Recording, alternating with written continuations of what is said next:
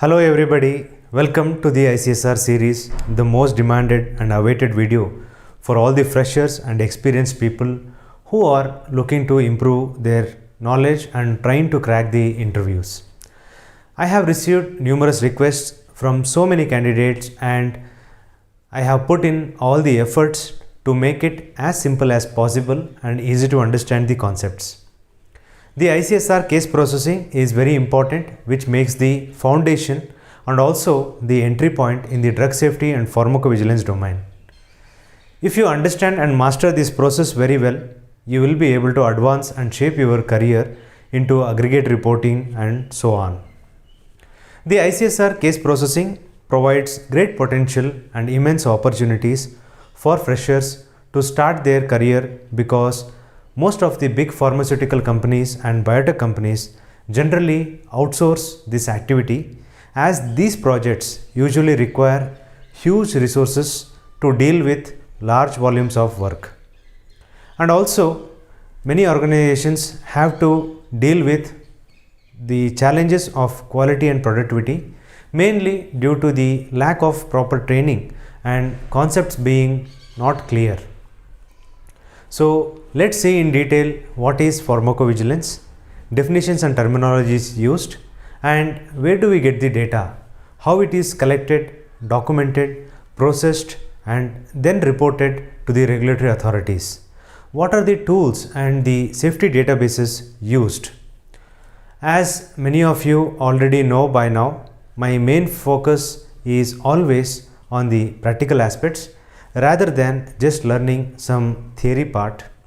My intention is to give you tons of information on all my videos. I think that I have covered a lot of important topics on my videos, which I feel is more than sufficient for you to ace the interviews. Please watch all my videos till the end to get a proper and thorough understanding and comment if you come across any questions. Also, at the end of each video, I have included a small mock interview session where I will be asking you the questions and you can try to answer, which will help you practice your flow and improve your speaking skills. One more very important thing, if you are still in college or pursuing any of the streams in medicine, dentistry, pharmacy, PhD or any other life sciences degree and not sure of practicing and would like to know more about the career path and options in the pharma industry and you are in need of guidance, you can ask your college authorities or the concerned person to contact us by email or send an invite for a session to talk on pharmacovigilance and clinical research and the opportunities in the industry. Of course, the session will be entirely free and I will be happy to see you all and talk about in length about pharmacovigilance and clinical research. I hope you will enjoy all my videos. Hello everybody, hope you are all doing good. Today we are talking about labeling, a very important and interesting topic. In this video, you will be learning about the process of labeling and which documents do you refer for the US and the European processes. Welcome to the labeling part of the ICSR series. During my training sessions, many candidates were not clear about the concepts of the expectedness and listedness. This video will give you the complete clarity on the labeling process for the US and the European Union. Freshers especially should definitely watch this video completely, as this is the foundation course for you and also it will help you a lot to clear the interviews. If you like the information, please give a thumbs up or like. Please subscribe and share it with your colleagues and friends who are freshers and who are looking to attend the interviews. I have referred to the two important websites, that is the US FDA website as well as the European Medicine Agencies, which is called EMA. Coming to the definitions for labeling, I tried to search a lot for a best definition which suits the topic, but I could find only two which were authentic, and I also found one more definition which I felt online, which I felt it is not an authentic information, so I have not included here. But for the sake of completion, I will be giving you that definition also. So the first one, labeling, includes all written, printed, or graphic matter accompanying an article at any time while such article is in interstate commerce or held for sale after shipment or delivery in interstate commerce. The second one, which I found from the Title 21 CFR Chapter 1 Subchapter A, under that Part 1, label means any display of written, printed, or graphic matter on the immediate container of any article or any such matter affixed to any consumer commodity or affixed to or appearing upon a package containing any consumer commodity. The third definition which I found online is a description of a drug product or device provided by the manufacturer and approved by the regulatory authority of a particular country or jurisdiction, which includes indications for its use, who should use it, adverse events, instructions for use, and safety information. Let's look at the introduction. The labeling process involves determining whether any adverse drug reaction or adverse drug event is already known or already documented or observed in subjects or patients who are under treatment with the investigational or marketed medicinal product. It also determines whether the ICSR, that is individual case safety report, qualifies for expedited reporting to regulatory for submission. So we have different regulatory labeling requirements for drugs, cosmetics, medical devices, food, dietary supplements and nutrition products, etc. This slide will talk about labeling terminologies. So whenever I take the interviews, the candidates are so confused. They do not have the clarity when the expectedness is used and when the listedness or labeled is used. So to give a clarity, I have given you the bifurcation during the time of developmental stage or in the investigational. When the drug is under investigation, we are using the term expectedness and unexpectedness. For medical devices, we are using anticipated and unanticipated. For the drugs which are approved or which are under marketing, which have received the marketing status, for those we refer to listedness and unlistedness, labeled and unlabeled. So please remember this. This is a very important question, very commonly asked in the interview, and most of the time when we will come to know whether you have done the real processing of the case or not just by asking these basic questions. So during the developmental stage or investigational stage, we use expected and unexpected. For medical devices, it is anticipated or unanticipated. Once the drug is approved or have received the marketing status, then it will be referred to as listed or unlisted, labeled or unlabeled. So what are the documents? So many candidates again had the confusion when I ask about which documents do you refer in the US or Europe. So many people say that USPI, SmPC or SPC or IB. So to avoid this confusion, please note down this slide, or you can write it somewhere and keep it for your reference. So for the US FDA process, during the time of development, we use development core safety information. This is a section of IB, that is the investigator brochure. So all these the DCSI, IB, CCDS, CCSI, USPI and SmPC, everything I have added one more slide. You will be learning in detail. For now, the developmental core safety information at the time of during the time of development when the drug is under investigation. Again, the investigator brochure also, which is abbreviated as IB, that is also during the investigation. The company core data sheet or the company core safety information is also used when the drug is still under the developmental or investigational purpose. So the USPI, that is United States Prescribing Information, this is used when the product has received the marketing status or the authorization. This is for the US FDA. Similarly, for EU also we have the same DCSI, IB, CCDS and CCSI. The only difference is in Europe, instead of USPI, there is something called as summary of product characteristics, that is SmPC. Usually it is abbreviated as SmPC. Sometimes people also refer to SPC. So both are one and the same, summary of product characteristics.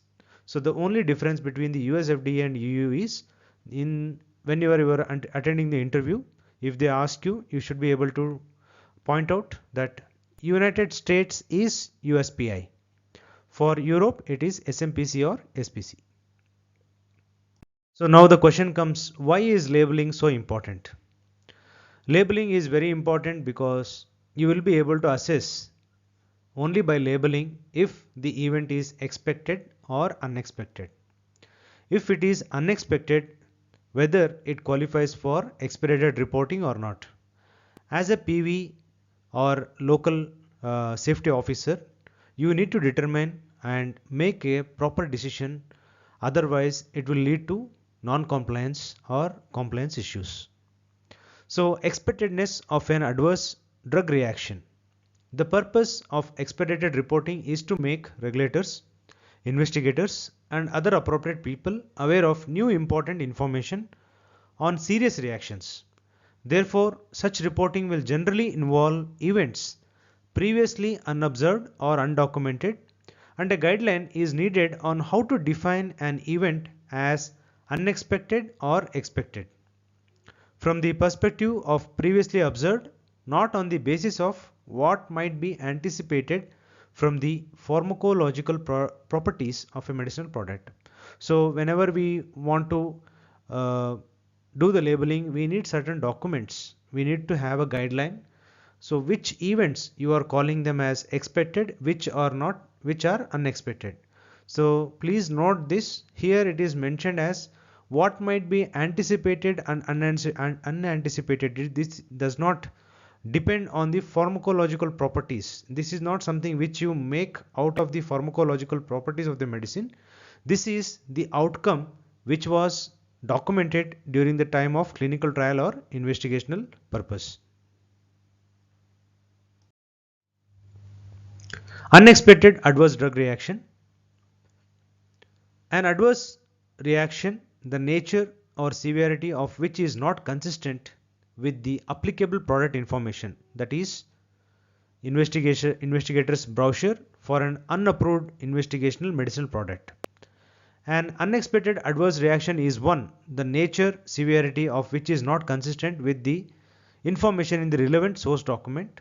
Until source documents are amended, expedited reporting is required for additional occurrences of the reaction. So here what they mean to say is the nature and severity is not consistent with the applicable product information. So that is called the unexpected adverse drug reaction. So one more definition I found so that it makes it very clear. An adverse drug reaction whose nature, severity, specificity or outcome is not consistent with the term or description used in the local or regional product labeling, that is package, insert or summary of product characteristics, should be considered unexpected. When a marketing authorization holder is uncertain whether an adverse drug reaction is expected or unexpected, the adverse drug reaction should be treated as unexpected. An expected ADR with a fatal outcome should be considered unexpected unless the local or regional product labeling specifically states that the adverse drug reaction might be associated with the fatal outcome. So this is just an additional information. So please refer to the documents, whichever documents you are referring to, and the same exact term should be mentioned in the document. If there are minor or major changes, that will be taken as unexpected. Now coming to what is labeled or unlabeled. For a product with an approved marketing application, any reaction which is not mentioned in the official product information is unlabeled. If it is included, it is term labeled. So previously in this slide we saw that it is unapproved or still under the investigational purpose. So that is when you see it is unexpected and expected. Once it is approved, then it will be labeled or unlabeled. I hope the concept is clear to all of you. If not, please move back to the slides till you understand the concept. Coming to the RSI, that is the reference safety information. So this is very important. We use very frequently in the organization. So reference safety information is a document containing a cumulative list of all the adverse events observed during a clinical trial. The document details the seriousness or non-seriousness of the adverse events along with the description of their nature and frequency.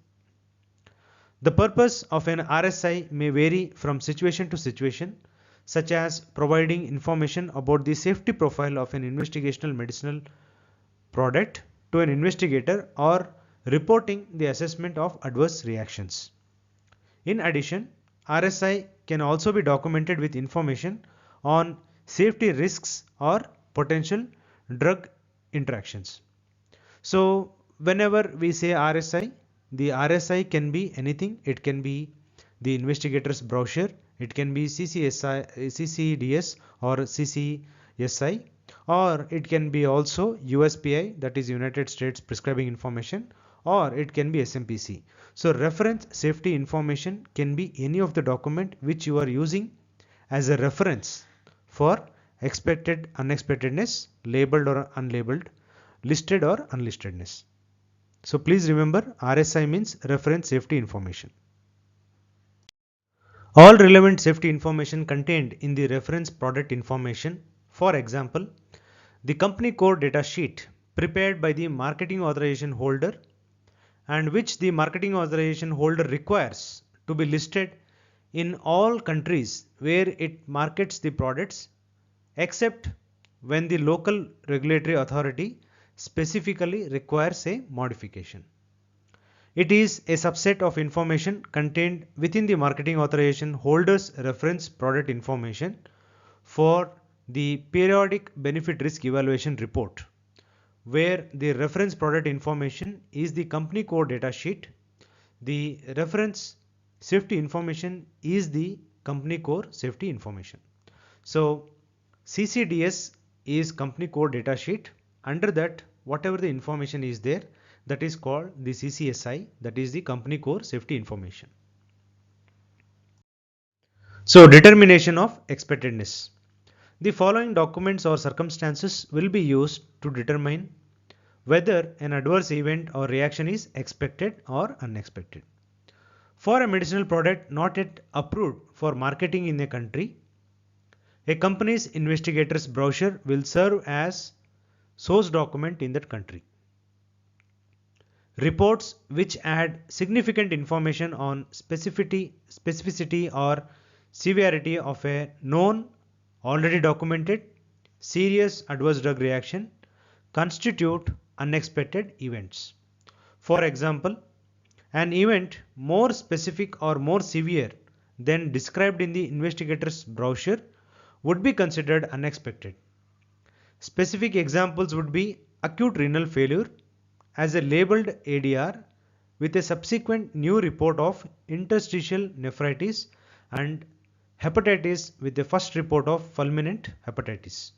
So basically what they meant is, if your document lists as only acute renal failure, and if you get an event which is interstitial nephritis, this can be a more severe form of acute renal failure which is not listed. So you consider this as unlisted or unexpected event. Similarly, the same, if it is mentioned as only hepatitis in the document, but you get a report of fulminant hepatitis, that is also considered as unexpected or unlisted. So as I told you before, the same terminology should be used when you see for expectedness or listedness. If there is any change in the frequency or severity, or if there is any change in the terminologies, so you need to check with the medical reviewer, and usually it will be taken as, if it is missing in the document, that will be taken as unexpected only. So this will be an interview question. So the same terminology should be mentioned. So now let's look at the reference safety information one by one. So the first one will be the Development Core Safety Information, abbreviated as DCSI. An independent section of an investigator's brochure, identical in structure to the company core safety information, that is CCSI, that contains a summary of all relevant safety information that is described in more detail within the main body of the IB. It is the reference safety document that determines whether an adverse drug reaction is listed or unlisted. What is IB? Investigator's brochure. A compilation of the clinical and non-clinical data on the investigational product that is relevant to the study of the investigational product in human subjects. Includes description of the drug formulation, a summary of toxicological and pharmacological effects, a summary of safety and effectiveness, and a description of possible risks and side effects. The IB must be updated whenever there is a relevant new information about the drug. That is what I just mentioned to you. So IB is done using the clinical, non-clinical, animal studies, toxicological, drug formulation and effects, along with the side effects, possible risks. All these constitute the IB. Coming to company core data sheet. For medicinal products, a document prepared by the marketing authorization holders containing, in addition to safety information, material related to indications, dosing, pharmacology and other information concerning the product. This is called the company core data sheet. Now CCSI, that is company core safety information. For medicinal products, all relevant safety information contained in the company core data sheet prepared by the marketing authorization holder, and which the marketing authorization holder requires to be listed in all countries where the company markets the product, except when the local regulatory authority specifically requires a modification. So this forms the company core safety information. So the information which is mentioned in the company core data sheet forms the CCSI.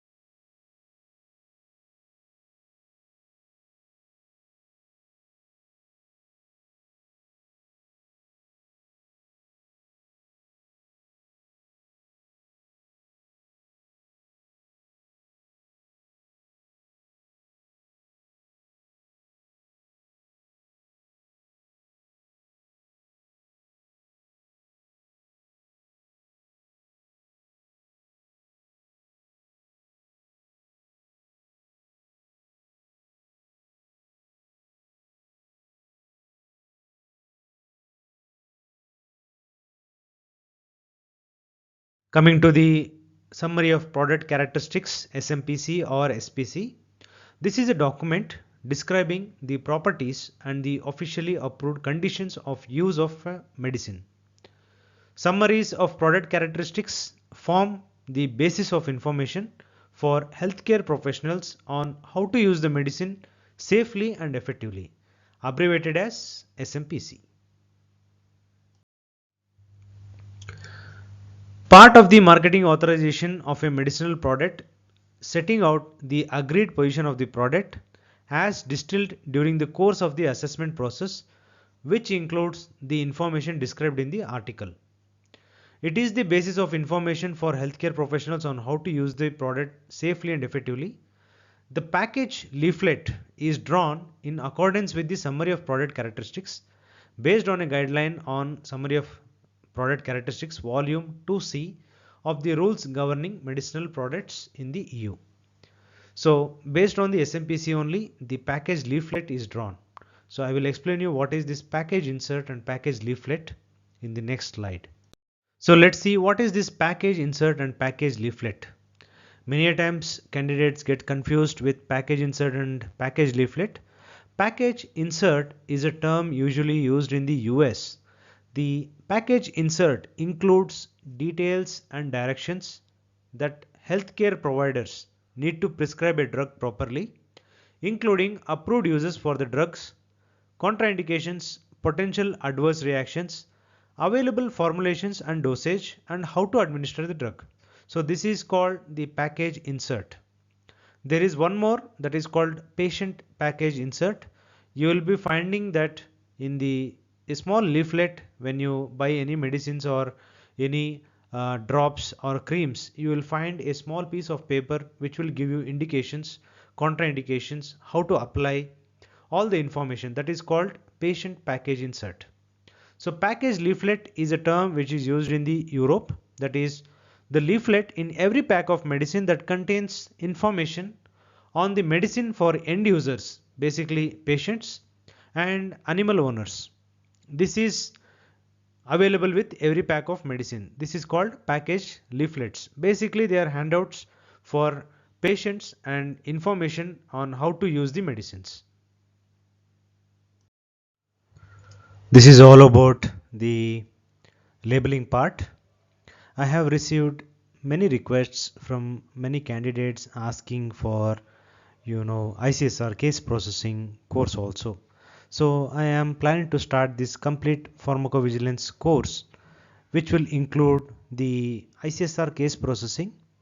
Initial introduction will be given for phases of clinical trials, then you will understand what is drug development, and I will also teach you how to do the case processing or data entry, how to assess the seriousness criteria, how to perform MEDRA coding as well as the WHO drug coding, along with the causality assessment, labeling and narrative writing part also.